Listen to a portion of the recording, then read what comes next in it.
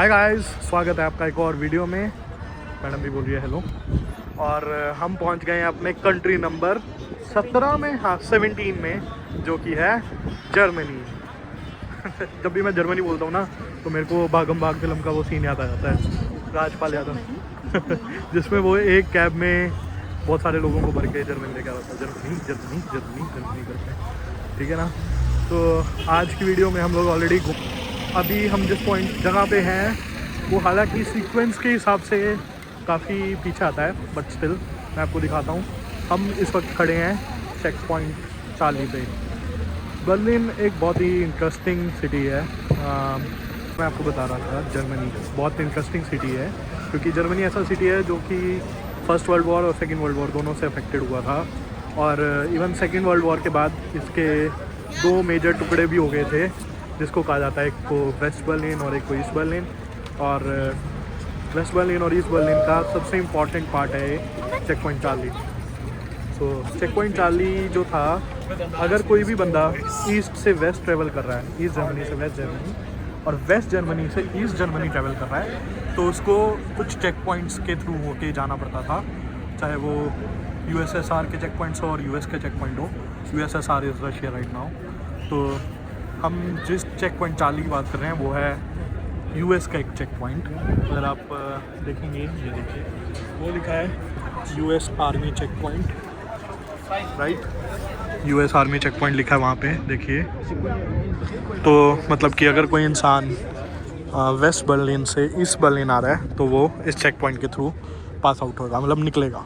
एक ये देखिए यूएस सोल्जर की फ़ोटो भी लगी हुई है यहाँ पे। एंड अभी क्रिसमस चल रहा है तो क्रिसमस से सजा हुआ है। एंड आई गेस ये यूक्रेन के झंडे लगे हुए हैं इस बार इस पर। I am not sure, don't quote me on this. But हालांकि ये वाला चेक पॉइंट तो बहुत बड़ा था, पर अब छोटा सा रह गया है। एंड अक्टूबर 2011 में ये रिप्रेजेंटेशन के लिए बनाया गया हुआ। असली चेक पॉइंट तो बहुत बड़ा था, लाइक जहाँ पे ये सारी बिल्डिंग्स दिख रही है ना, यहाँ पे वो पूरा चेक पॉइंट था। वो लगे हुए थे, क्या नाम, फाटक जो होते हैं, लाइक बैरिकेड्स होते हैं जो, वो लगे हुए थे। एंड देन डॉक्यूमेंट्स चेक होते थे और सब कुछ चेक होता था, फिर ही गाड़ी निकलती थी, पास आउट होती थी यहाँ से। तो जैसा मैं आपको बता रहा था, इसके उस साइड पूरा अमेरिकन सेक्टर था और इस साइड, मेरी वाली साइड जिधर मैं खड़ा हूँ उधर अमेरिकन, मतलब इस साइड अमेरिकन सेक्टर था और उस साइड यूएसएसआर का सेक्टर था। तो देख सकते हो, you are living the American sector, सारी लैंग्वेजेस में लिखा है, राइट। और यही चेक पॉइंट 40 था जहाँ पे चेकिंग होती थी और सब कुछ। एंड गाइस, मतलब स्ट्रिक्टनेस इतनी थी कि मानोगे नहीं। यहाँ से जो अगला चेक पॉइंट था वो अराउंड 111-112 किलोमीटर दूर था। और ये लोग पता है कैसे इंश्योर करते थे कि रास्ते में कोई रुका नहीं या कुछ गलत चीज़ नहीं लेके गया या उसने कोई ड्रॉप नहीं किया। वो लोग घड़ी लेके बैठते थे, मतलब अगर कोई इंसान यहाँ से 9 बजे निकला है ना, तो वो एग्जैक्टली लाइक 1.5 घंटे 2 घंटे में अगर वो वाला सेक्टर, वो वाला जो चेक पॉइंट है वो पार नहीं करता ना, तो वो उसको रोक के उससे पूछताछ करते थे, चेकिंग करते थे। और अगर वो कम टाइम में यानी कि तेज़ भगा के चला गया तो उसे स्पीडिंग टिकट मिल जाती थी। तो मतलब इस टाइप का पागलपन था लोगों के बीच में। ईस्ट और वेस्ट बर्लिन को क्रॉस ना करें, कुछ चीज़ें ना लेके जाएं, जैसे बुक्स या ब्लैक मार्केट की चीज़ें या कुछ पैसा ना लेके जाएं। इन सब को कंट्रोल करने के लिए इन्होंने ये सब चीज़ें लगा रखी थी, यहाँ पे कर रहे थे ये सब। हमने कराई है चेक पॉइंट 40 पे एक फ़ोटो, जो कि अखबार में छप के आई है पूरे बर्लिन के। मस्त है ना।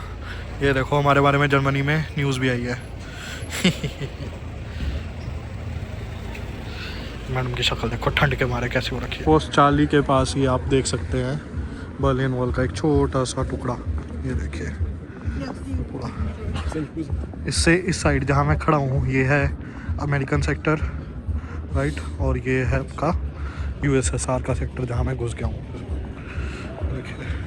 अब तो वॉल तोड़ दिया है, तो इन्होंने जस्ट कहीं कहीं पे ये मार्केशन कर रखी है। एंड वो चेक पॉइंट था, इधर यूएसएसआर का चेक पॉइंट था, और दोनों तरफ मॉनिटरिंग चलती थी कि क्या चल रहा है, कैसे चल रहा है, कौन क्या लेके आ रहा है और सब कुछ। और यहीं पे चेक पॉइंट के आसपास आप पूरा का पूरा हिस्ट्री पढ़ सकते हैं। लाइक ऐसे इन्होंने पोस्टर्स के फॉर्म में यहाँ पे पूरी हिस्ट्री लगा रखी है। मैं इतने डीप में नहीं जाऊँगा, बट आप पढ़ सकते हो, राइट। मतलब बर्लिन की हिस्ट्री पूरी की पूरी कोल्ड वॉर से रिलेटेड है। एंड मेरे अकॉर्डिंग पर्सनली अगर मैं बोलूँ तो एक लाइव एग्जांपल है कैसे हम कहते हैं ना अपने हिंदी में, कद्दू कटेगा तो सब में बटेगा, वही हुआ बस। ये इन्होंने बर्लिन को जीता, लाइक जर्मनी को हिटलर से जीता और सब ने आपस में इसको बांट लिया। मैप उस टाइम का अब मैं आपको बताऊं तो ये जो है यहाँ पे ये है चेक पॉइंट चार्ली, जो कि वो वाला पॉइंट है, और उधर से आते थे यहाँ पे चेकिंग होती थी, जो कि ये वाला एरिया है।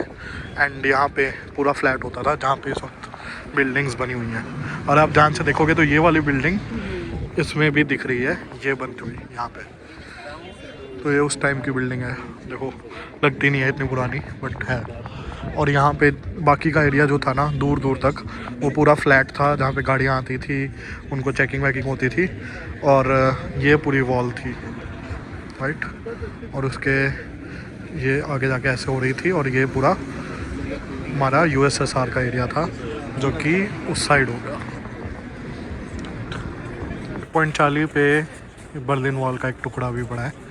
पूरे बर्लिन में ऐसे टुकड़े फैले हुए हैं। असली दीवार तो टूट गई है, पर उसके टुकड़े ला के इन्होंने सब जगह रखे हुए हैं और लोग जाके इसके बीच में फ़ोटोज़ करा रहे हैं। मतलब पूरी गैलरी है जिसमें पूरी बर्लिन वॉल की हिस्ट्री दी हुई है एंड एवरीथिंग। और अंदर म्यूज़ियम भी है जिसमें आप 5 यूरो की टिकट लेके जा सकते हो। हम तो गए नहीं क्योंकि हमें इतनी इंटरेस्टिंग लगी नहीं। तो हम लोग रुक गए थे एक लंबी खाने की ब्रेक पे हमारी लंच ब्रेक हो गई थी। और एक्चुअली बाहर ठंड बहुत ज़्यादा है, तो इतनी देर वॉकिंग टूर किया और इतना बाहर घूमे तो उससे ज़्यादा अब हिम्मत नहीं बची थी बाहर घूमने की। तो हमने सोचा एक काम करते हैं, सुबह से कुछ खाया भी नहीं है, ब्रेड खाई है और कॉफ़ी पी है, तो एक लंच ब्रेक ले लेते हैं। एक अच्छा सा इंडियन रेस्टोरेंट दिखा जहाँ पे बहुत अच्छी सी सांभर की खुशबू आ रही थी। तो कुछ ज़्यादा नहीं, हमने एक सांभर, डोसा और एक इडली ऑर्डर की और मस्त खा गए।